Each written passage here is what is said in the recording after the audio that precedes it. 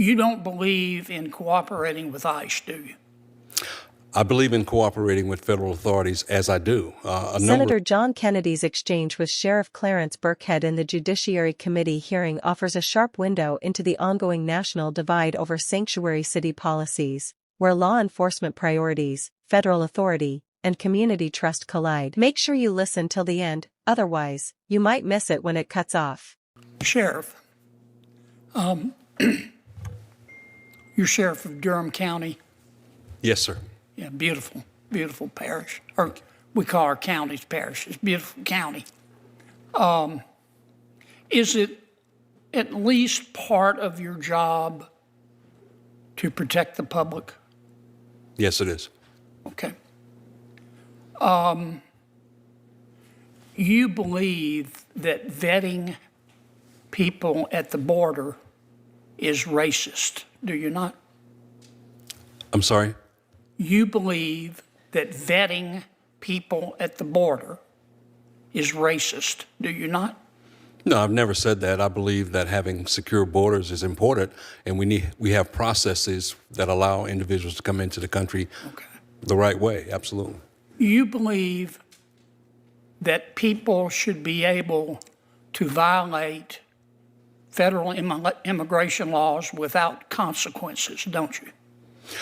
No, sir, I do not. I believe that anyone who violates federal or state law needs to be held accountable, and there need to be consequences.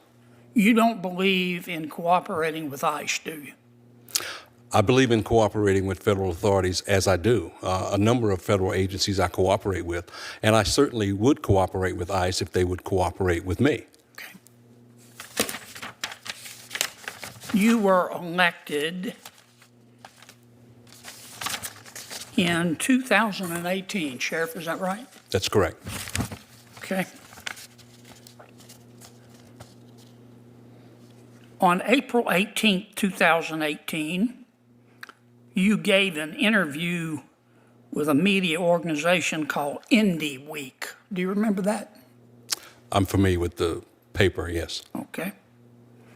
Here's what you said. I'm quoting you, your words, not mine. I disagree with the incumbent sheriffs, that's the guy you beat, with the incumbent sheriff's cooperation with ICE. I will make a clear and uncompromising commitment to not cooperate with ICE. As sheriff, I will not honor ICE detainers, and we will not participate in ICE roundups, end quote.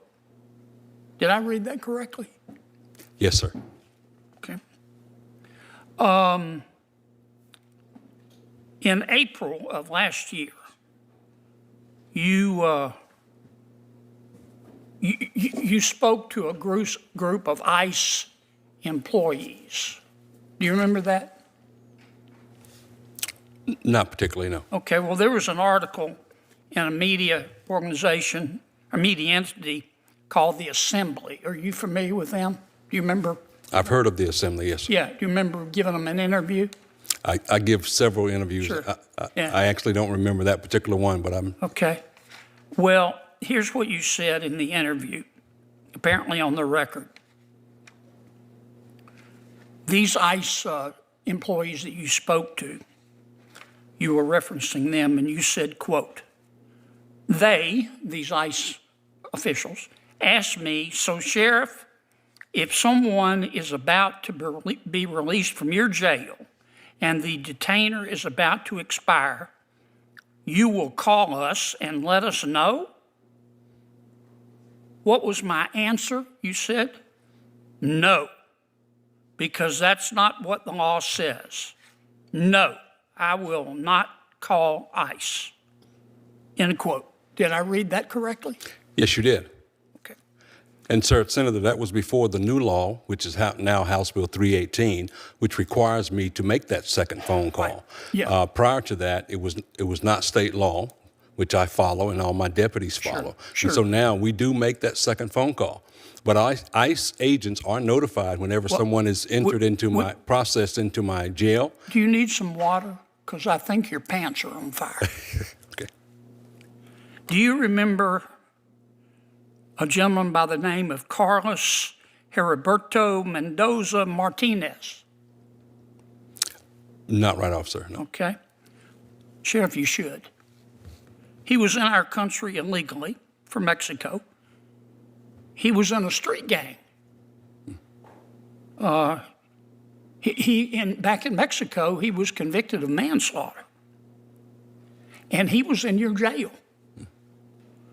And because in 2021 and 2024, Mr. Martinez was arrested for assaulting a woman and domestic violence. And ICE placed a detainer on this guy because he was in our country illegally. And he was a criminal. And he was in your jail. And you wouldn't honor that detainer, would you? I can't say that I did not honor the detainer. I can. I can say what I did honor was the conditions of the release that were issued by a judge. And so therefore, and once again, ICE was notified that they could come pick up this Do you really individual. believe in public safety? Yes, sir, I do. You would allow someone in our country, illegally, convicted of manslaughter, convicted of domestic violence, in your jail. ICE says, please hold him when his time is up. We want to get this criminal out of our country. And you said no. ICE was notified that they could come pick up the individual, and for some reason they did not. And the judge issued the conditions of release. I am a custodian. I do not determine who is released or held. I follow the court's order. Sheriff, I don't mean any disrespect, but you ought to be ashamed of that. How can you possibly be for public safety if you hate our immigration laws so much that you would let a convicted murderer back on the street? Do you really hate immigration laws that much? Senator, it's not a matter of that I hate immigration law. You could have fooled me, Sheriff. Thank you, sir. Yes, sir. Thank you for your service. You're now in charge. I got to go vote. From the outset, Kennedy adopts his familiar prosecutorial tone, direct, clipped, and deliberately provocative. His line of questioning isn't just about policy mechanics, it's about framing. He positions sanctuary policies as a failure of duty, pressing the sheriff on whether refusing to fully cooperate with federal immigration enforcement undermines public safety. Kennedy's approach is strategic. Reduce a complex legal and social issue into a binary: either you cooperate fully, or you're putting Americans at risk. Sheriff Birkhead, however, resists that framing. His responses reflect the perspective of many local law enforcement officials who operate on the ground reality rather than political abstraction.